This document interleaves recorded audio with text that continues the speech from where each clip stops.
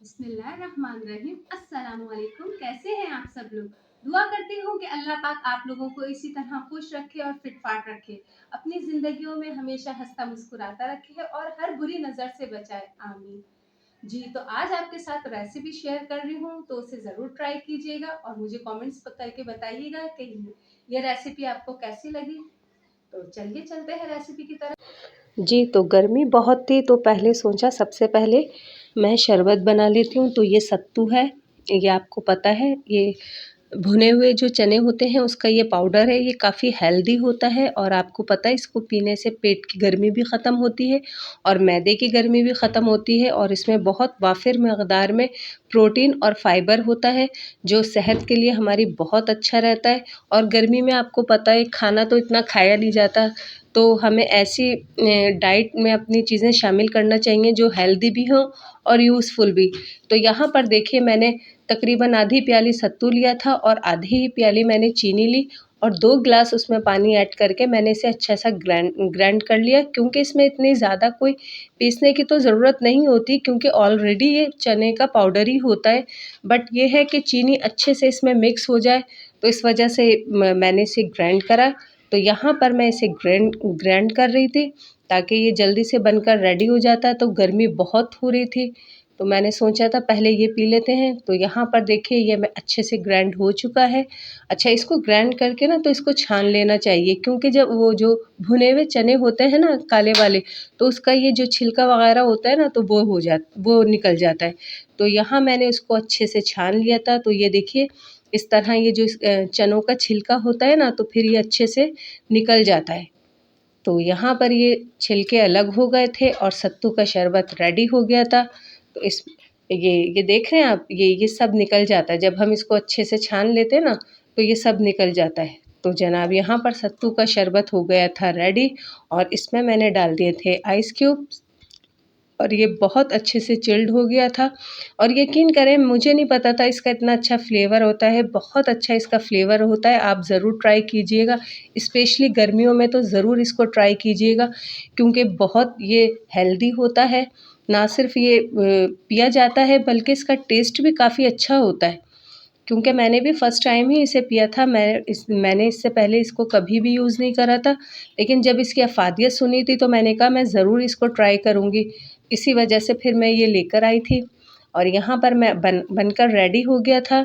तो इसे मैंने भी पिया और बच्चों ने भी पिया।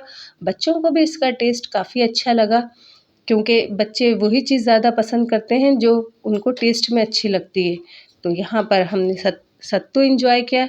तो आज बड़ी मज़ेदार सी आपको गर्मियों के हवाले से ये एक डिश आपके साथ शेयर करूँगी। ये है बघारे दही बड़े। ये चपातियों के साथ बहुत मज़ेदार लगते हैं। आपको गर्मी में दोपहर में जब दिल चाहे तो आप ये बना के एंजॉय कर सकते हैं। यहाँ पर मैंने तकरीबन 1 पाव बेसन लिया था और 1 टीस्पून मैंने इसमें डाला था सफ़ेद ज़ीरा, 1 टीस्पून सॉल्ट डाला था, 1 टेबल स्पून मैंने लाल मिर्च डाली थी, हाफ़ टी स्पून हल्दी डाली इसमें और मैंने थोड़ा-सा इसमें फूड कलर ऐड कर दिया था क्योंकि इससे ना काफ़ी अच्छा-सा कलर आ जाता है। तो और थोड़ा-सा ही मैंने इसमें बेकिंग सोडा ऐड कर दिया था क्योंकि इससे काफ़ी अच्छी सी फ्लफ़ी सी फुल्कियाँ बनकर रेडी होती हैं। तो सिंपल सा यहाँ पहले मैंने इन सबको अच्छे से मिक्स कर लिया और इसको फिर पानी की हेल्प से इसको अच्छे से फेंट लिया। तो यहाँ पर मैंने बेसन को अच्छे से फेंट लिया था। आप चाहें तो ऐसे भी बनाकर रेडी कर सकती हैं और चाहें तो इसमें प्याज, हरा धनिया और हरी मिर्चें भी काट कर इसमें डाल सकती हैं। तो यहाँ पर मैंने थोड़ी सी प्याज ले ली थी, तकरीबन 1 मीडियम साइज़ की प्याज ले ली थी और थोड़ा-सा हरा धनिया ले लिया था क्योंकि इससे बड़ा अच्छा-सा फ्लेवर आ जाता है। तो बस यहाँ सिंपल सा वही मैं कट कर रही थी हरा धनिया और प्याज ले ली थी, उसको भी मैं एक हरी मिर्ची ले ली थी और 1 अदद प्याज ले ली थी, उसको भी मैंने बारीक चॉप्ड कर लिया था। क्योंकि गर्मियों में इस तरह हल्की-फुल्की डिशें खाने में बहुत मज़ेदार भी लगती हैं और खाई भी जाती हैं। तो बस इसी वजह से बस आज मूड हुआ कि ये बना लो कि बच्चे भी शौक़ से खा लेंगे और मुझे भी बहुत पसंद है। तो बस यहाँ पर वही मैं रेडी कर रही थी। तो यहाँ पर देखिए प्याज भी कट कर ली, हरा धनिया भी और हरी मिर्चें भी। अब मैं इन सबको बेसन में अच्छे से मिक्स कर लूँगी। तो यहाँ पर देखिए मैं बेसन में इसको अच्छे से मिक्स कर रही हूँ। आप चाहें तो ये स्किप भी कर सकती हैं, लेकिन मुझे अच्छी लगती हैं इसलिए मैं ये डाल रही हूँ। तो यहाँ पर बस अच्छे से इनको मिक्स कर लूँगी मैं।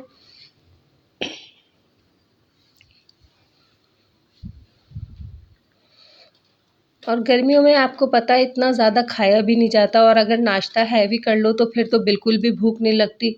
तो इस तरह की लाइट डिशें होती हैं तो ये होता है कि आप इजीली खा लेते हैं। तो बस यहाँ पर मैं ये बेसन रेडी हो गया था, बस मुझे इसकी फुल्कियाँ बनानी थी। तो मैंने कढ़ाई में ऑयल डाल लिया था और वो अच्छे से गर्म हो गया था। तो यहाँ मैं फुल्कियाँ इसकी तल रही थी। तो गर्मी में बहुत मुश्किल होता है वैसे इस तरह काम करना, लेकिन ये है कि ये खाने में अच्छी लगती है, खाने में इतनी हैवी नहीं लगती, इसीलिए बस मेरा मूड हो गया था आज ये बनाने का। तो यहाँ पर देखिए फुल्कियाँ अच्छे से फ्राई हो रही हैं, और जो हम इसमें फूड कलर ऐड कर देते हैं तो इससे बड़ा अच्छा सा कलर इसमें आ जाता है, वरना बेसन का आपको पता है इतना बहुत लाइटली सा कलर होता है, तो उसमें इतना अच्छा सा कलर नहीं आता। तो यहाँ पर जनाब फुल्कियाँ बनकर रेडी हो रही थी। तो और भी दीगर काम होते हैं, लेकिन गर्मियों में आपको पता है बहुत ज़्यादा आजकल गर्मियाँ पड़ रही हैं, तो इतना दिल नहीं चाहता किसी काम करने को। और फिर ऊपर से माशाल्लाह लोड शेडिंग का भी हाल आपको अच्छी तरह पता है कि कराची में लोड शेडिंग कितनी होती है। तो बस क्या कह सकते हैं, अल्लाह पाक बस हमारी हुकूमत को नेक हिदायत दे। तो जनाब यहाँ पर फुल्कियाँ बन के रेडी हो गई थी, अच्छा सा इन पे गोल्डन कलर आ गया था। तो यहाँ पर देखिए फुल्कियाँ अच्छे से रेडी हो गई। तो बस एक बैच और रह गया था, तो मैंने कहा जल्दी से इसे भी फ्राई कर लेते हैं। तो जनाब बस यहाँ यही बनाकर मैं रेडी कर रही थी, और इतने में यहाँ की लाइट चली गई थी। तो आजकल तो मॉल्स वगैरह भी बहुत जल्दी बंद हो रहे हैं, और वहाँ से भी काफ़ी बिजली बच रही है क्योंकि वो जल्दी बंद हो जाते हैं। और मार्केट्स वगैरह भी आपको पता है लॉकडाउन की वजह से जल्दी बंद हो जाती हैं, लेकिन फिर भी हमारी मुल्क की बिजली पूरी नहीं होती। अल्लाह पाक पूरा करवाए, क्योंकि मुझे तो हैरत होती है कि बस क्या कह सकते हैं, बस कहते हैं ना अगर दिल से खौफ खुदा ख़त्म हो जाता है ना तो फिर इंसान कुछ भी कर लेता है। बहरहाल अल्लाह पाक हमारे दिल में भी खौफ खुदा रखे, आमीन। जी तो यहाँ पर देखिए फुल्कियाँ अच्छे से बनकर रेडी हो गई थी। तो मैंने सारी फुल्कियों को अच्छे से फ्राई कर लिया था, और एक बाउल में पानी ले लिया था और इनको भीगने के लिए रख दिया था, क्योंकि जब हम इनको भिगो लेते हैं तो ये काफ़ी सॉफ्ट सी और बहुत फ्लॉफी सी बनकर ये तैयार हो जाती हैं और बहुत मज़ेदार लगती हैं फिर। तो यहाँ पर देखिए मैं इसके लिए चटनी रेडी कर रही थी। तो यहाँ मैंने 15 से 20 गोल लाल मिर्च ली, 8 से 10 जवे लहसुन के लिए, और हाफ़ टी स्पून यहाँ मैंने लिया था सफ़ेद ज़ीरा। तो इसकी ये चटनी बनाकर हम दही में डालते हैं तो बहुत मज़ेदार सा दही रेडी हो जाता है। तो यहाँ पर मैं मिक्सी जार में मिर्चें और लहसुन और ज़ीरा ऐड कर रही थी, क्योंकि मुझे इसे ग्राइंड करना था। तो अल्हम्दुलिल्लाह हमारे यहाँ तो यूपीएस है, साथ ही मैंने half tea spoon salt add कर लिया था। तो यूपीएस से ये सहूलत रहती है कि जब इस तरह मैं काम कर रही होती हूँ और लाइट अचानक से चली जाए तो फिर मैं काम रोकती नहीं हूँ, अपना काम अल्हम्दुलिल्लाह मेरा हो जाता है। तो यहाँ पर बस मैं चटनी रेडी कर रही थी। बहुत अच्छी सी ये चटनी बनकर रेडी होती है, और स्पेशली इस दही बड़ों के साथ तो बहुत ही मज़ेदार लगती है। तो देखिए यहाँ पर चटनी बनकर रेडी हो गई थी, तो मैंने इसे एक बाउल में निकाल लिया, और साथ ही मैंने दही ले लिया था तकरीबन 1.5 पाव के करीब, और इसमें मैंने चटनी ग्राइंड करी थी इसके 4 चमचे भर के इसमें मिलाए और इसको अच्छे से फेंट लिया। बहुत अच्छी सी खुशबू आ रही थी यहाँ पर चटनी की, और दही में डाल के तो बहुत ही अच्छी खुशबू आ रही थी जब मैं इसको फेंट रही थी ना इस तरह। साथ ही मैंने सॉल्ट भी ऐड कर लिया था। तो बस यहाँ पर इसका दही रेडी हो गया था। तो मैंने फुल्कियों को हाथ से थोड़ा सा प्रेस करके तो मैं दही में ऐड कर रही थी, क्योंकि काफ़ी सॉफ्ट हो गई थी। अगर ज़्यादा हम दबाते हैं तो आपको पता है फिर वो टूटने का डर रहता है। तो यहाँ पर हल्के हल्के हाथों से बस इस तरह निचोड़ कर मैं दही में ऐड कर रही थी, और यहाँ पर मैंने सारी फुल्कियाँ अच्छे से इसमें ऐड कर दी थी, और काफ़ी बहुत अच्छी सी खुशबू आ रही थी। इसकी जो लाल चटनी होती है ना, इसकी खुशबू बहुत अच्छी लगती है। तो अब मुझे इसके ऊपर लगाना था बघार। तो यहाँ पर मैंने 4 गोल लाल मिर्च ले ली थी, और थोड़ा सा मैंने ले लिया था सफ़ेद ज़ीरा। तो लाल मिर्च को थोड़ा सा मैंने पहले कुक कर लिया, क्योंकि ज़ीरा तो एकदम आपको पता है फ़ौरन से गोल्डन हो जाता है। जब वो थोड़ी सी कुक हो गई, थोड़ा सा उनमें कलर आ गया, तो फिर मैंने ज़ीरा ऐड किया और ये बघार रेडी करके मैंने ये दही बड़ों पर डाल दिया और बहुत अच्छी सी यहाँ खुशबू आ रही थी। तो यहाँ पर जनाब ये दही बड़े हो गए थे एकदम रेडी और देखने में जितने ये यमी लग रहे हैं, यकीन करें खाने में भी बहुत मज़ेदार होते हैं, क्योंकि जो रेड चटनी हमने इसकी रेडी करी थी और ये दही में ऐड करी थी, उससे बड़ा अच्छा सा फ्लेवर आता है। ना सिर्फ फ्लेवर अच्छा आता है, उसकी खुशबू भी बहुत अच्छी आती है कि आपका ख़ुद दिल चाहेगा खाने के लिए। तो यहाँ पर दही बड़े रेडी हो चुके थे। तो बस ऐसे भी आप अगर खा लें तो भी मज़ेदार लगते हैं। तो बट मैंने चपातियों के साथ इसको खाया था। तो यहाँ पर मैं चपातियों के लिए आटा गूँध रही थी। तो आपको पता है मेरे घर में तो लाल आटा आता है चक्की का, जो जिसे मेमनी आटा भी कहते हैं। तो बस यहाँ पर मैं वो गूँध रही थी, क्योंकि मुझे रोटियाँ रेडी करनी थी।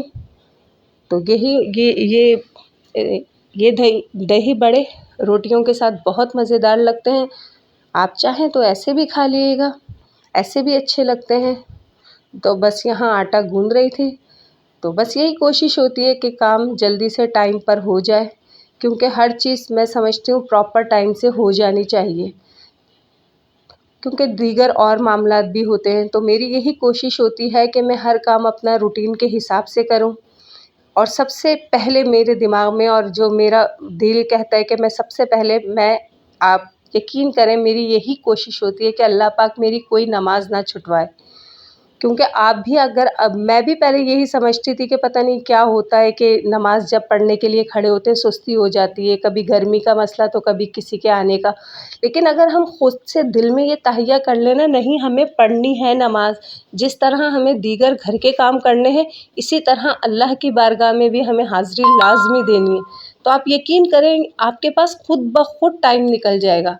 तो मेरी यही कोशिश होती है चाहे जितना भी काम हो मैं वक्त पर नमाज अदा कर सकूं, क्योंकि आपको पता है आजकल के हमारे अमाल ऐसे तो नहीं कि हम अपने रब को राज़ी रखें, लेकिन फिर भी ये कोशिश मेरी पूरी होती है कि मैं अपने रब को राज़ी रखूं और टाइम पर नमाज अदा कर सकूं।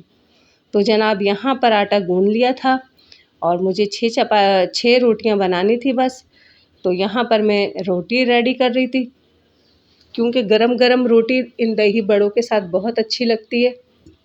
और साथ ही अपने बच्चों को भी तलक़ीन किया करें, उनको भी बार बार कहते रहा करें कि आप भी नमाज़ पढ़ें, क्योंकि हम यही होता है हम बच्चों को लापरवाही कर देते हैं कि बच्चे हमारे थक के आ गए।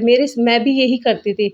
मेरे जो छोटे बेटे हैं रज़ा, मैं उनको भी यही करती थी कि अभी मेरा बच्चा ट्यूशन से आया, अभी स्कूल से आया, चलो रेस्ट कर लो। लेकिन नहीं, कि मैंने जब मैंने पढ़ा मुझे ये बात बहुत अच्छी लगी कि भाई सबसे पहले हमें दुनिया से ज़्यादा दीन बच्चों को समझाना चाहिए, सिखाना चाहिए, ताकि उन्हें पता तो चले हमारा दीन क्या है। ओ लेवल की तालीम मरने के बाद हमारे साथ नहीं जाएगी, लेकिन दीन की समझ अगर हमें होगी ना हमारे बच्चों को होगी, तो इंशाअल्लाह अल्लाह ने चाहो तो हमारा ख़ात्मा बहुत बख़ैर आफ़ियत ही होगा। तो बस यही अब मेरी कोशिश होती है कि बच्चों को भी पाबंद करूं और अल्हम्दुलिल्लाह मेरे बच्चे पढ़ते हैं नमाज़। बस ये है कि ट्यूशन का जब टाइम होता है तो वो फिर नमाज़ थोड़ी-सी उनकी रह जाती है, वरना मेरी यही कोशिश होती है कि मैं उनको भी और वो ख़ुद भी ज़िम्मेदारी से शुरू में मुझे कहना पड़ा, लेकिन अब अल्हम्दुलिल्लाह वो ज़िम्मेदारी से ख़ुद ही जाते हैं नमाज़ पढ़ने। तो बस यही होता है बच्चों को अगर हम जो सिखाएँगे वही बच्चे सीखते हैं।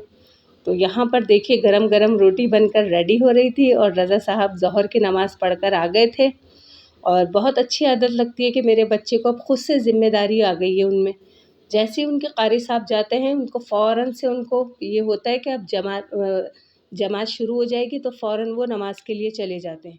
तो जनाब यहाँ पर रोटियाँ बन के रेडी हो गई थी और हमने खूब मज़े से एंजॉय जी, किया। तो ये थी हमारी आज की रेसिपी। उम्मीद करती हूँ कि आपको पसंद आए तो प्लीज़ मेरी वीडियो को लाइक कीजिएगा, मेरे चैनल को सब्सक्राइब कीजिएगा। मिलते हैं फिर नेक्स्ट वीडियो में, तब तक के लिए अल्लाह हाफ़िज़।